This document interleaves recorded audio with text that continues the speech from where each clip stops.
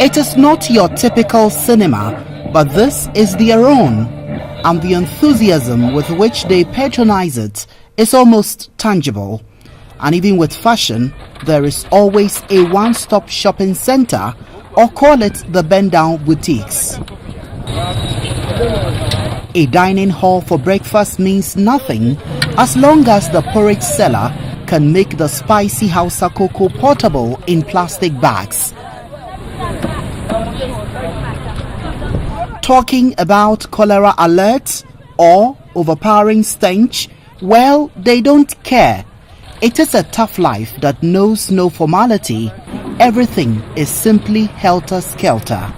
Even though I have not frowned, neither have I held my nose, but I'm holding my breath somehow. This is because I am standing right in the middle of Old Fadama, a slum that is popular for having the largest e-waste site in West Africa and of course for a host of other antisocial activities. Today we are in the community to look at a very critical subject, unemployment. You see the young men sleeping around. When day breaks, everybody person that are supposed to go and look for something that we call halal, they don't have that kind of opportunity. So therefore they resort to all sorts of dubious acts. These people, some of them are criminals, some of them are idle workers, some of them are even lazy. Ghana, like many other countries on the African continent, is struggling to manage a growing population of youth, of whom about 1 in 5 are neither in school nor working. On a daily basis, tens of thousands of these inhabitants stream out of the Old Fadama slum towards Accra's industrial areas in search of livelihoods, because that is the reason they migrated from the northern part of Ghana to the national capital. Those who can afford cram into rickety buses in an attempt to beat the teeming crowd of job seekers, while others meander their way through the early morning rush hour traffic. A lot of them are bound to be disappointed as their hopes of finding jobs are dashed on a daily basis. 21-year-old Monica Anthony and 23-year-old Cynthia Frimpong are both from the Ashanti region. They tell me they have been living in the slum for almost 5 years, yet they have been unable to find work.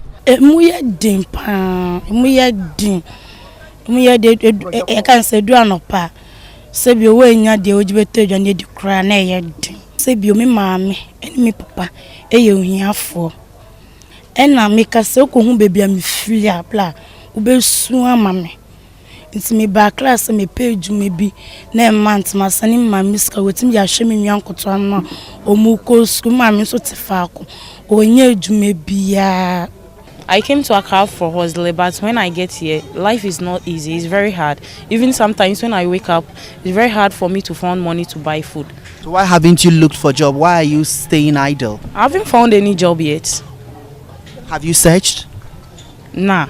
So if you haven't searched, then you won't get any job. Since I didn't complete my school, so I think maybe I will not find any job. So yeah, because now if you don't go to school, you can't. So how do you survive, especially in the slum? Oh, okay. I have someone who is taking care of me. I have a boyfriend who is taking care of me. Does he work? Yes. What sort of work does he do? His cell phones. Cell phones. Yes. But do you reckon that you also have to work? Yes, I know. The sprawling settlement of Old Fadama is home to some 82,000 people. Therefore, the absence of jobs means desperate ways of survival. The situation has forced some of these economic migrants to venture into the dangerous e-waste trade. With careless abandon, they burn heavy amounts of lead, which is highly detrimental to both human life and the environment. But the unemployment situation would have been worse had it not been for the food vendors who most often engage the services of some of these young women to ward off the temptation of them resorting to prostitution. Mary Al-Hassan prepares wasawasa, a local delicacy, and says she has employed 10 out of the huge army of the unemployed in Old Fadama.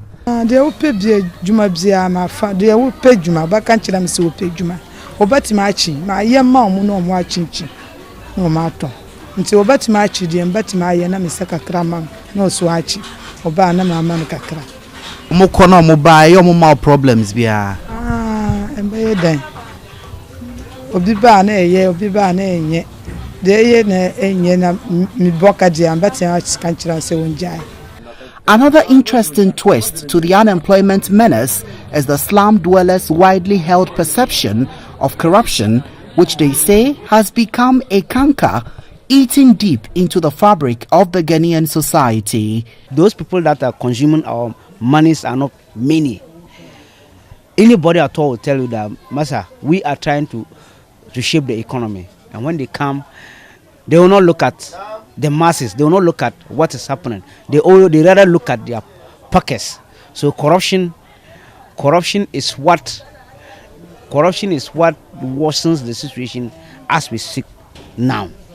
Their children are brought out there doing education. They themselves have fat bank accounts, investments. We committed ourselves to establishing a Zongo Development Fund. While government believes the creation of the Ministry of Inner Cities and Zongo Development can help change the narrative, the leadership of the Old Fadama slum have their misgivings. I want to be very careful to mention if Old Fadama is part of his plan or not, because if you really Old Fadama is the biggest slum in Accra, and you can never do Medina where he's an MP and leave Old Fadama. That will not work. Are you saying the minister was never here? As a secretary to the community for God knows 10 years and over, I have not had any letter. I have not had any formal information inviting anybody here. In a country where 48% of its youth is unemployed, some have described the unemployment situation as a ticking time bomb that could have serious social consequences and also lead to civil unrest. Redwan Karim Dini Osman, GH1 News, Old Fadama, Accra.